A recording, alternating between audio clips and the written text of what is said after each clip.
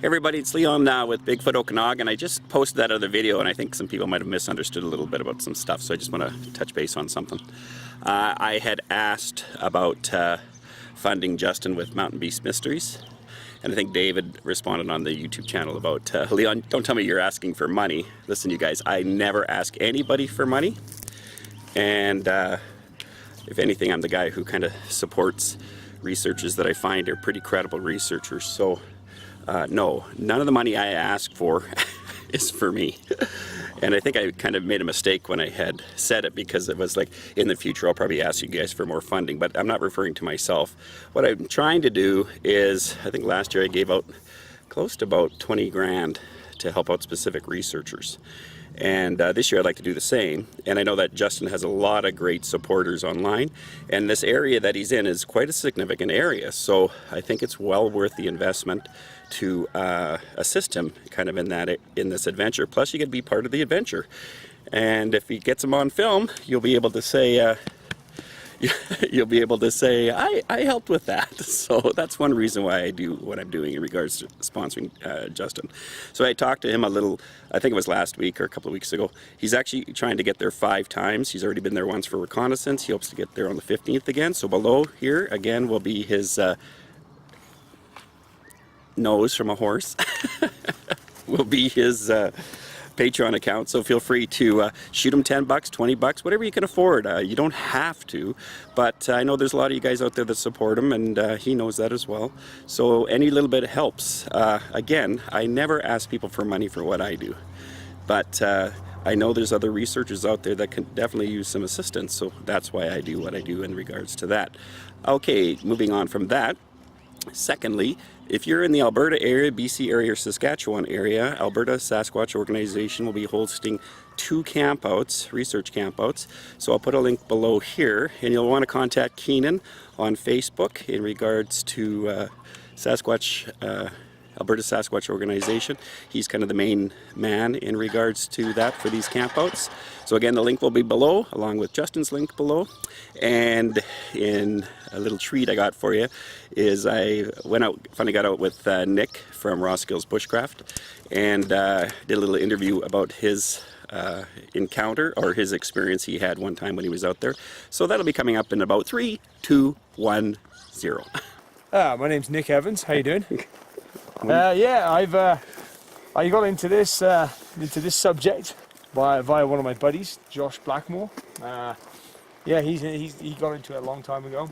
I'm not sure how or why, but no, the only encounter I've had, it's not an encounter as such, but I was out doing a survival weekend, completely alone, with very minimal gear. And the first night I was there, of course, up to that point, I had been listening to Sasquatch Chronicles and religiously for months, and basically binge listening to it. So I'm lying there now with just under a wool blanket, with a fire going, no shelter, and it's about 11 o'clock at night, and I hear some people just across the lake. They're drunk, and they make a whooping noise, messing around, and they're giggling. So I think nothing of it. Anyway, a few hours later, it had to be like 2 in the morning, I hear a slightly different whooping noise off into the distance. And again, I thought nothing of it. I was like, whatever. Anyway, the next day, I go for a wander, and I get about 3 kilometers into the bush, and there's snow. There's snow on the ground at this time, and I was actually the only one that was into this part of the park at the time, so there was no footprints ahead of me from people. I get about 3k into the bush, and I notice off to my right, again about 50 yards off of the trail, I see some footprints. So naturally I'm curious, and I want to go and have a look at them. So I head off into the snow and find big, huge footprints. I measured them because my feet were size 12, my boots were size 12 at that point. And you're 6'2"? Sorry, I'm 6'3". Yeah. 6'3"? Yeah. Okay, yeah. And so I measured them to be about, there was about 2.5 feet gap in between each footstep. So looking at them closely, because I'm thinking, snowshoes. But looking at them closely, I couldn't see any evidence of spikes or the crampons on the bottom of the snowshoes. I couldn't see any manufactured edges, and on some of the footprints I could almost make out where the toe ridges of where the snow had crushed up between the toes. So part of me, I was getting all excited at that point, so I decided to follow these footprints for a while. One other thing I will add is, coming from the direction they were going, there's no access into that part of the park close by. So these, for anybody getting to the park coming from that direction, it was a couple of days hike.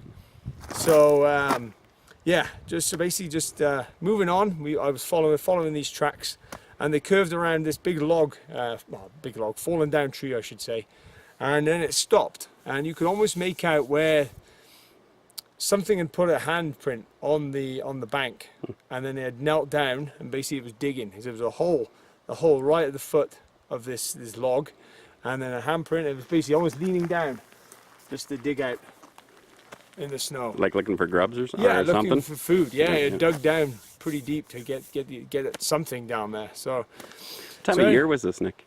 This was Queen Elizabeth Wetlands. And what time of year though? Like January, February, November, September? There was snow up there, so it had to be. It was either late winter or early winter. It was one of the two. I forget now. I think it could have been late winter, because it might have been warming up a little bit by then. And that's Ontario, right? That was Ontario, yeah. So then what happened?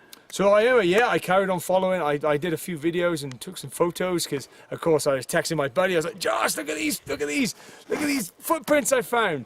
And I just followed these footprints for a while, and you could almost make out where it just seemed like something was moving through the woods with intent, and it would occasionally stop, and by its footprints, they weren't all straight just footprints. They were some of them it would be like just on its forefoot. Some of them you could just see heel prints, and yeah, it was just moving in and out and around the trees. So I just followed them for a little longer and they cracked on trying to find food, because I was hungry at that point. So you have a survival channel? I do, yeah. Called? Raw Skills Bushcraft. So, I haven't done any videos for a while, but I'll be trying to get some back on there soon. And how long have you been doing that for? About Not necessarily 5 years now. Okay. How long have you been doing survival for, though, teaching and stuff? About 4 or 5 years. Yeah. It used to be military as well? Used to be with British Army, the British Army? British Army, yeah. Okay. Anything else you want to add on to that? No, I think Awesome. I'm just having fun in the woods here, and hoping to see something. Besides 100,000 mosquitoes. Exactly, yeah. They're loving me, a bit of protein. Right. Thanks, Nick. Did find a moose antler though. Yeah, cool. Right.